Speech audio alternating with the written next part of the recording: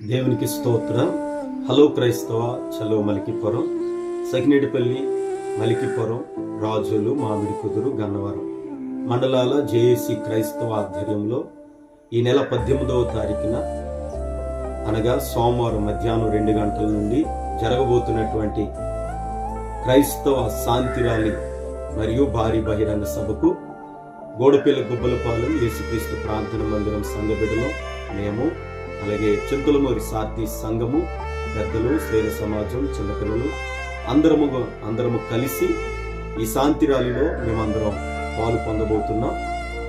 ఎందుకంటే క్రైస్తవులపై జరుగుతున్నటువంటి దాడులను ఖండిస్తూ నిరసనగా ఈ యొక్క శాంతి ర్యాలీలో మేమందరం పాలు పొందబోతున్నాం.